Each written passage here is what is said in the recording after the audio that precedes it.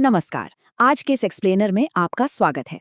जरा सोचिए, एक राज्य का घरेलू चुनाव और उसका असर सीधा इंटरनेशनल बॉर्डर के पार महसूस किया जाए।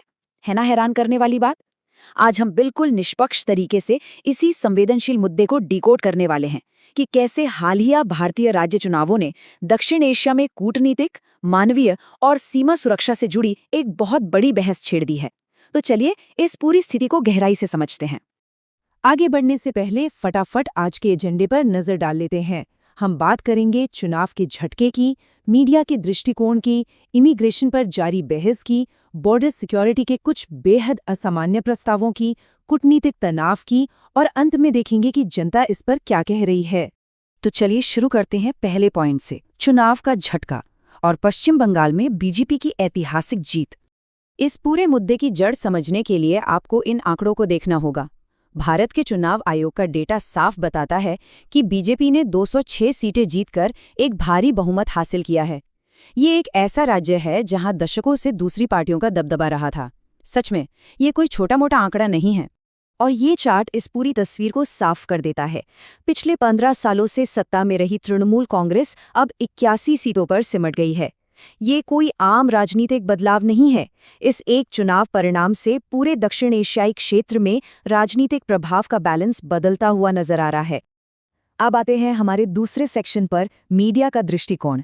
खासकर ये देखना बहुत दिलचस्प है कि सीमा पार बांग्लादेश में इस चुनावी नतीजे को कैसे देखा जा रहा है। देखिए, भारत में तो घरेलू मीडिया का फोकस इस बात पर था कि कौन कितनी सीटों से जीता। लेकिन अगर हम प्रथम आलो जैसे बांग्लादेशी अखबारों की बात करें तो उन्होंने इसे बिल्कुल अलग एंगल से कवर किया। उनका मानना है कि इस जीत के पीछे बड़े पैमाने पर हुए वोटर लिस्ट के संशोधन और सख्त केंद्रीय निगरानी का बड़ा हाथ है। मतलब बॉर्डर के उस पार इस चुनाव को पूरी तरह से एक प्रशासनिक और स्ट्रेटेजिक मूव की तरह देखा और परखा जा रहा है। चलिए अब इस मुद्दे के सबसे कोर हिस्से पर बात करते हैं, इमिग्रेशन पर बहस। ये एक ऐसा टॉपिक है जो दोनों देशों की चिंताओं को सीधे तौर पर प्रभावित करता है। इस टेबल को देखिए, ये दोनों देशों के अलग अलग नजरियों को एकदम क्रिस्टल क्लियर कर देती है। एक तरफ भारतीय अधिकारियों का पूरा फोकस नेशनल सिक्योरिटी, अवैध इमिग्रेशन को रोकने और अतिक्रमण की गई जमीनों को वापस लेने पर है। वहीं दूसरी तरफ बांग्लादेशी अधिकारियों को डर है कि अगर वापसी की कोई भी कार्रवाई होती है तो उनके संसाधनों पर भयानक आर्थिक और मानवीय दबाव पड़ेगा। जाहिर सी बात है, बॉर्डर पर किसी भी तरह की शिफ्टिंग से लोकल ट्रेड और वहां की इकोनॉमी पर भी सीधा असर पड़ता है। ढाका की टेंशन आप बांग्लादेशी सांसद अख्तर हुसैन के इस बयान से आसानी से समझ सकते हैं। उन्होंने सीधे तौर पर अपनी संसद में चेतावनी दी है कि अगर बिना डॉक्यूमेंट वाले प्रवासियों को वापस धकेला गया तो बांग्लादेश में एक बहुत बड़ा रेफ्यूजी और इकोनॉमिक क्राइसिस आ जाएगा। ये बयान उस डर को दिखाता है जो नई नीतियों को लेकर वहां पनप रहा है। लेकिन अगर हम भारतीय नजरिए की बात करें तो वो एकदम इसके उलट है। असम के मुख्यमंत्री का ये बयान देखिए। उनका साफ कहना है कि भारत की एक एक इंच जमीन को घुसपैठियों से खाली करवाया जाएगा। भारत के लिए ये सीधे तौर पर अपनी संप्रभुता और बॉर्डर सिक्योरिटी की कानूनी लड़ाई का मामला है। खैर, ये इमिग्रेशन का मुद्दा कोई नया तो है नहीं। एक पूर्व भारतीय राजनयिक ने बहुत सही पॉइंट उठाया है कि इस अवैध इमिग्रेशन ने ऐतिहासिक रूप से भी दोनों देशों के रिश्तों में तनाव पैदा किया है। ये एक रियल प्रॉब्लम है जिसे भारत और बांग्लादेश दोनों को आधिकारिक तौर पर मानना ही पड़ेगा। जब तक दोनों पक्ष से नहीं समझेंगे, कोई परमानेंट समाधान निकलना मुश्किल है। तो अब सबसे बड़ा सवाल उठता है कि ये सब होगा कैसे। यहीं पर हम आते हैं चौथे पॉइंट पर, सीमा सुरक्षा के कुछ बेहद अजीब और असामान्य प्रस्ताव जो पूरी दुनिया की सुर्खियों में हैं। नई सरकार ने घुसपैठ रोकने का वादा तो कर दिया है, लेकिन जरा प्रैक्टिकली सोचिए, इतनी लंबी खुली और नदियों वाली सीमा जहां बाड़ लगाना ही मुमकिन नहीं है, उसे कोई सुरक्षित कैसे करेगा?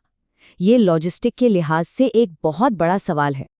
अब जरा इंटरनेशनल मीडिया की इस रिपोर्ट पर गौर कीजिए।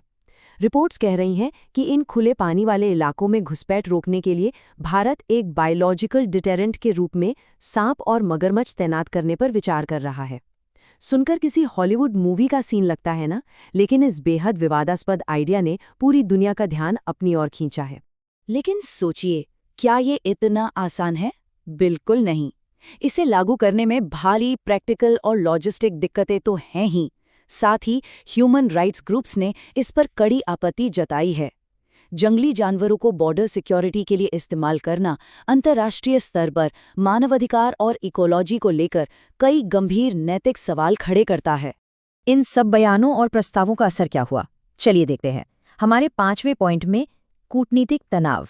ये टाइमलाइन देखिए, हालात कितनी तेजी से बिगड़े हैं। मिड अप्रैल में तल्ख बयानबाजी शुरू हुई। फिर अप्रैल के अंत में जब असम के सीएम ने वापस भेजे गए प्रवासियों की तस्वीरें सोशल मीडिया पर डाली तो बात और बिगड़ गई। नतीजा ये हुआ कि मई की शुरुआत में ही ढाका ने आधिकारिक तौर पर भारत के एक्टिंग हाई कमिश्नर को तलब कर लिया और कड़ा विरोध दर्ज कराया। हालांकि इतनी गहमा-गहमी और हाई कमिश्नर को तलब किए जाने के बावजूद बांग्लादेश सरकार की प्रतिक्रिया काफी सधी हुई रही है।